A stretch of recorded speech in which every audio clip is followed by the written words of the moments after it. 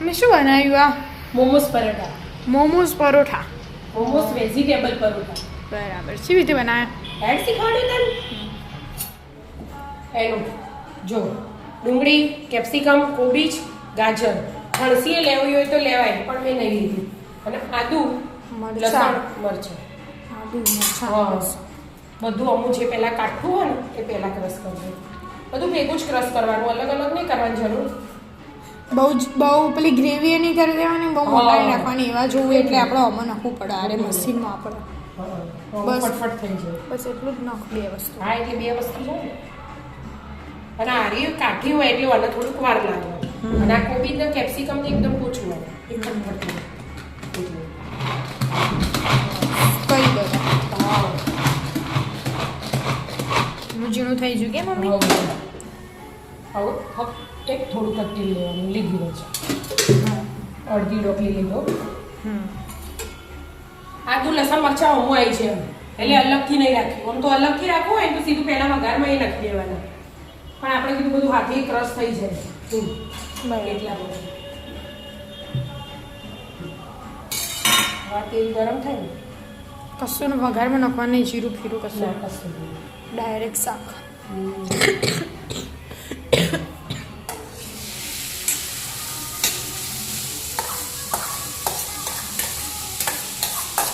ફૂલ ગેસે 5 minute કરી દેવાનું. બરાબર. પછી પાણી છે નહીં નહીં કેપ્સિકમ માં ને એમાં પાણી આવે એટલે બસ.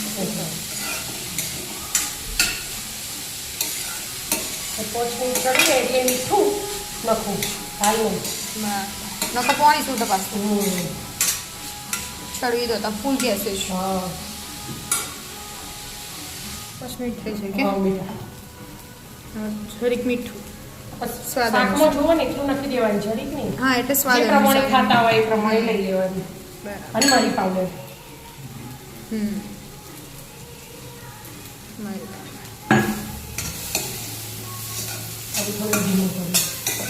એટલે બધા મસાલા કરતો. હવે ખાલી સોયા સોસ. બીજું કોઈ નહીં? ના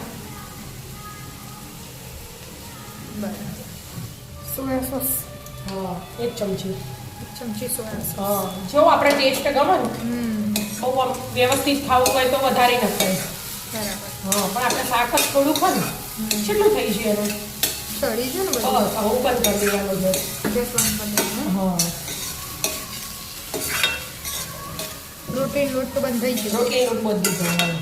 બરાબર. થોડું ઠંડુ થવા દો એટલે અંદર. ઠંડુ થવાનું હા. સ્ટફિંગ એટલે સારું ખાવું. બરાબર. થોડું ઠંડુ થવા દો. હા મમ્મી ધોણા તો રહી જ છે આપણે. હા જો સમારી તૈયાર જ કરે. તો તાપ નાખી દો પછી ઠંડુ થવા દઈએ અંદર. હા અને ધોણા વગર તો મજા ના આવે. અને એનું આપણે મોરે વિડીયો બનાવ્યો હતો ને ખબર છે મોમોસનો હા. એના હાથે ટામેટાની જે ચટણી બનાવી હતી ને હા એ જ બનાવી અને આથી ખાવા. એવું હોય એમ? હા બરાબર. પણ આ પરોઠા બનાવો ને એટલે બાફવાનું નહીં ડાયરેક્ટ શેકી દેવાનું. બરાબર. હવે ઠંડુ થવા દો એટલે અંદર હા. પરોઠામાં સ્ટફિંગ ભરતો ભરતા ખાવા. ખાવા. લોટ તો બંધ થઈ ગયો ને? હા રોટલી ઘઉંની. આપણે નોર્મલ રોટલીનો કરીએ. હા, એ જ. બરાબર. બીજું બીજું જો મસ્ત કોરું કોરું થયું ને એનું. ઠંડુ થઈ ગયું કે? હા આપણે નોર્મલ પેલા આલુ પરોઠામાં પેલું અંદર સ્ટફિંગ ભરીને વાળી એવી રીતે વાળવા? ના અલગ રીતે. એવું એમ મારું? અમુક 2 રીત બતાવું છો તને જે ગમે ને તાર રીતે તાર બનાવવાનું. મારા બનાવવાના એમ? 2 બનાવી હું તને બતાવી દઉં પછી તને જે ગમે એ બનાવી નાખ બધું. હા.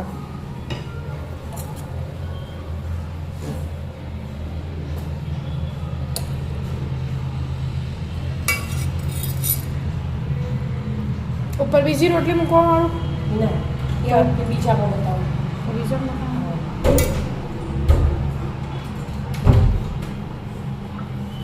ત્રિકોણ ખબર પડી જાય.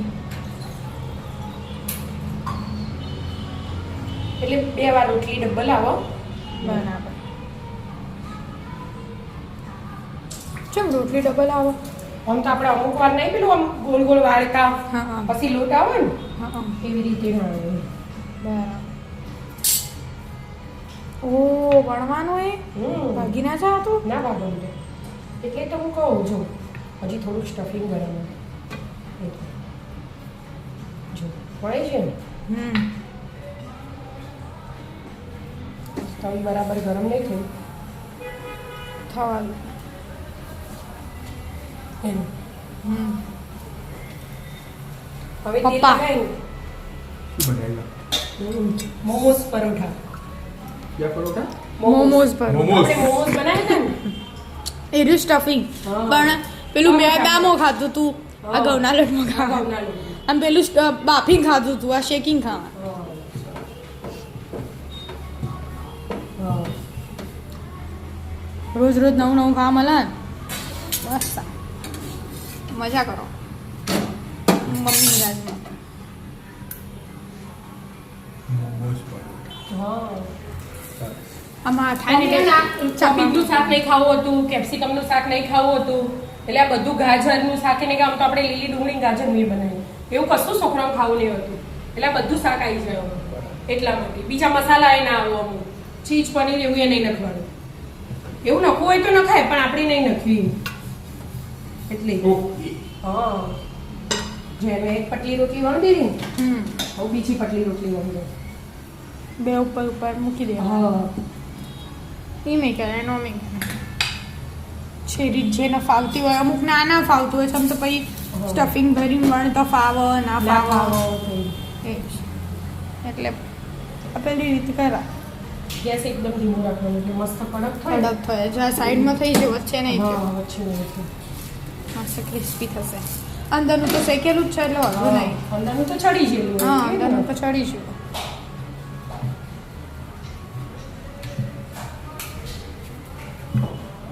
કોઈ નહીં શેકવા દેતા હા.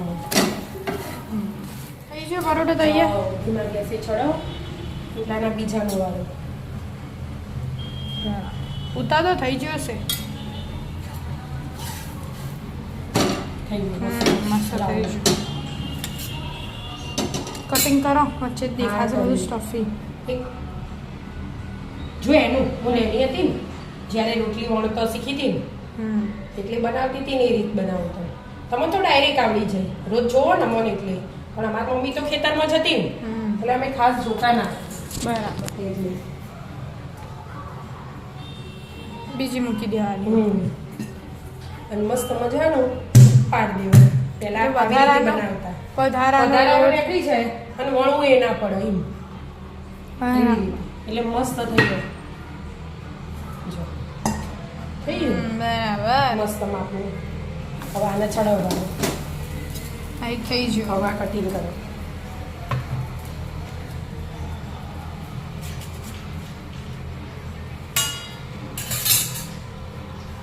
મસ્ત લાગો મમ્મી ઓહો ફૂલ મસ્ત સ્ટફિંગ વાળો હા ટામેટાની ચટણી હાથે ખાવાનું હેડો તા રાધે રાધે